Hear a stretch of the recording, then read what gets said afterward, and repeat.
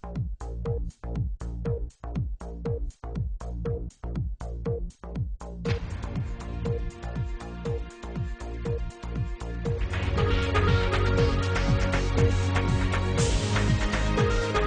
হলো গৌরব,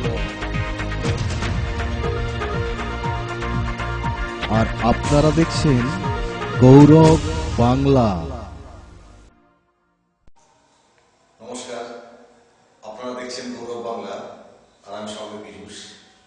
আজ আপনাদের সঙ্গে পরিচয় করাবো এক কিংবদন্তি অভিনেতার। শুনবো তার অভিনয় জীবনের নানান কথা। আসুন ওনার সঙ্গে পরিচয় করে নিন। নমস্কার। নমস্কার, আপনার নামটা যদি একটু বলেন। আমার নাম পীযূষ ভক্ত। আচ্ছা পীযূষ বাবু, আপনি অভিনয় জীবন শুরু করেছিলেন ঠিক কোন সালে? সালটা সালটা 1993। হ্যাঁ, ব্যাপারটা হচ্ছে এই ক্লাবের মাঠে বসে আড্ডা মারতাম। তা আমাদের ক্লাবের এক দাদা বললেন যে, ওরে আড্ডা না মেরে একটা নাটকের গ্রুপ কর। ব্যাস, বন্ধুরা মিলে একটা নাটকের গ্রুপ তৈরি করলাম। তারপরে পথ চলা শুরু হয়ে গেল। এই আর কি। আপনার অভিনীত প্রথম নাটকটির নামটা কি আপনার মনে আছে? দেখুন, প্রথম নাটক যদি বলেন তাহলে সেটা বলবো যে আমার স্কুল জীবনেই শুরু হয়েছিল। হ্যাঁ, তারপর কলেজ জীবনে। আর আমার গ্রুপের যদি প্রথম নাটক বলেন তাহলে সেটা হচ্ছে রাজ অভিষেক নাটকটার নাম। আর আমি একটা বাঁশিওয়ালার চরিত্রে অভিনয় করেছি। আচ্ছা, তাহলে এই নাটকের একটা সংলাপ যদি আপনি একটু শোনাতেন আর কি আমাদের দর্শক বন্ধুদের। ঠিক মনে নেই, তবে তবে চেষ্টা করছি আর কি। হ্যাঁ, মনে হচ্ছে যে ওই রাজা রাজত্বে বাঁশি বাজানো নিষিদ্ধ। তো রাজা বাঁশিওয়ালাকে রাজ দরবারে ধরে নিয়ে এসে বাঁশিওয়ালাকে বলছে যে, তুমি কোন সাহসে বাঁশি বাজাচ্ছ? তখন বাঁশিওয়ালা বলছে, যে সাহসে বাতাস বয়, যে সাহসে সূর্য ওঠে, যে সাহসে মাটির বুকে করুণ খিদা, যে সাহসে মাটির বুকে সোনার ফসল ফলে, সেই সাহসে হাসছি আমি, হাসবো আমি চিরকাল। খুব ভালো লাগলো, খুব সুন্দর। আচ্ছা, আপনি মোট কতগুলো নাটকে অভিনয় করেছেন? সঠিক সংখ্যাটা ঠিক হয়তো বলতে পারবো না, তবুও ধরে নিন পূর্ণাঙ্গ, একাঙ্ক, শ্রুতি নাটক, যাত্রাপালা সব মিলিয়ে প্রায় 100টি নাটকে অভিনয় করেছি।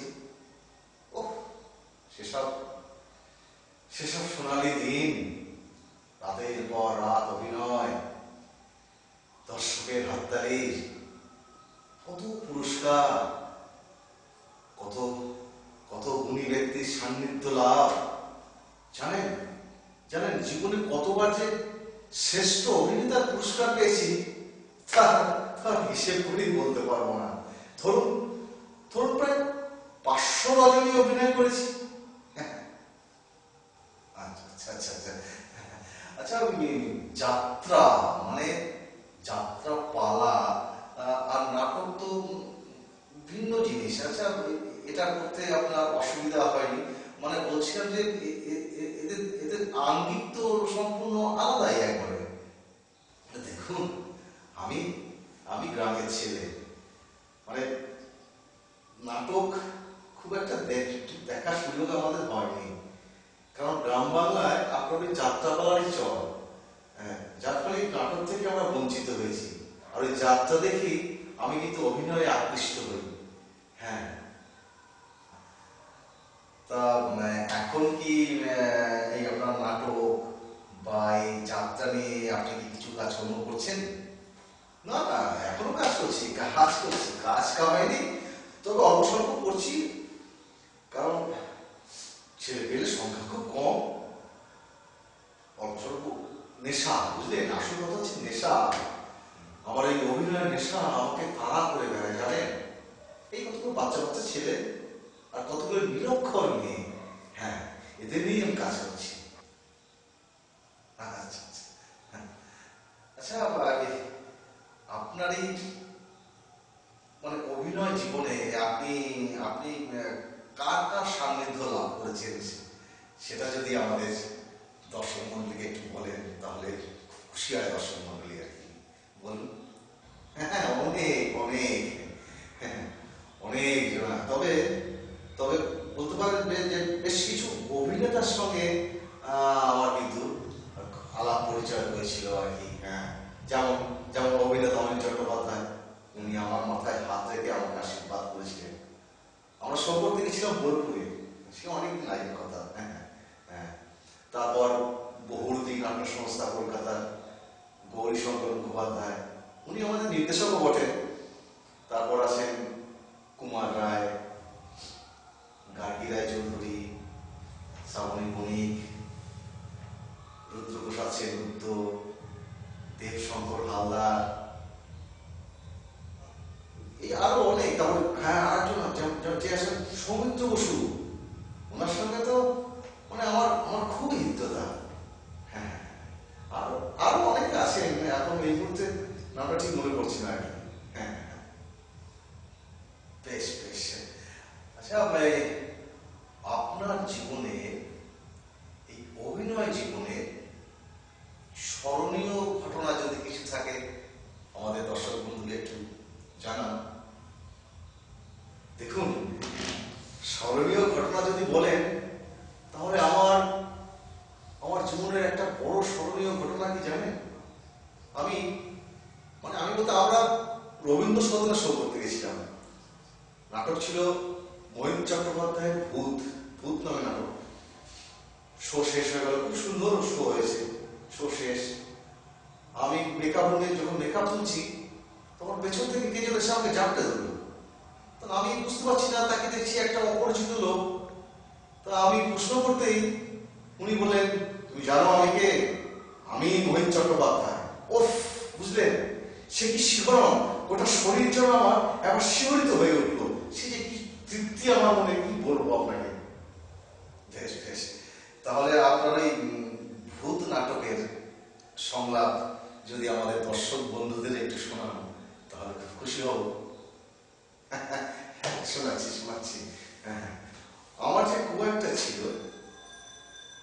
তার সংলাপ ছিল, সে বলছিল যে, বলে নিয়ে আমার চরিত্রের নাম ছিল সুদাম।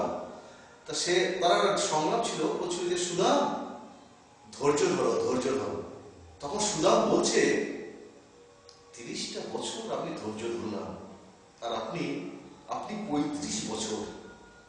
উফ, ধৈর্য ধরার এত বড় ক্ষমতা আমাদের, অথচ আমাদের কেউ তারিফ করলো না। উফ, বুঝলেন, একবার সমসাময়িক কথা। পীযূষ বাবু, বলছি যে এই আমাদের এই এখনকার প্রজন্মকে আপনি কিছু মেসেজ দিতে চান?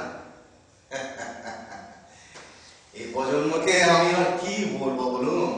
হ্যাঁ, ওরা ওরা সচেতন, তবে তবে ওদের আমি একটা কথাই বলবো যে দেখো, পূর্ব সংস্কৃতি, এদের এদের সম্মান করো, এই সংস্কৃতিকে বাঁচিয়ে রাখার চেষ্টা করো। শ্রী শ্রী রামকৃষ্ণ পরমহংসদেব বলেছেন, নাটকের লোক শিক্ষা হয়। আর তো বিশেষ কিছু তোমাদের বলার নেই। দেখো, নাটক হচ্ছে গণমাধ্যম, যেটা যেটা জনগণের সঙ্গে একবার সরাসরি যোগাযোগ হয়ে যায়, যেটা তুমি সিরিয়াল বা সিনেমায় কিন্তু পাবে না। আচ্ছা আচ্ছা আচ্ছা, আমাদের হাতে সময় খুবই অল্প। আচ্ছা, আপনি কি মনে করেন যে আপনার অভিনয় জীবনে আপনার কাজ অসম্পূর্ণ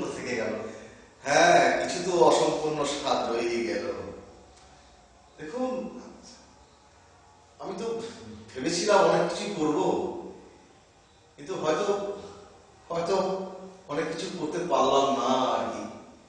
অনেক স্বাদ ইচ্ছা সেগুলো অসম্পূর্ণ রয়ে গেল।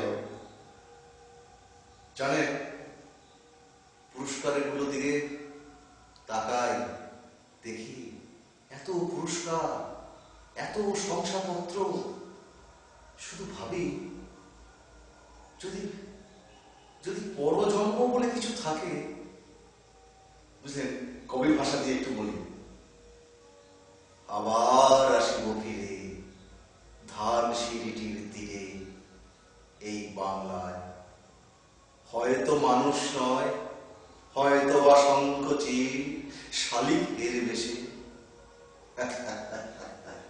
দর্শক বন্ধু, আমাদের হাতের সময় একদম শেষ।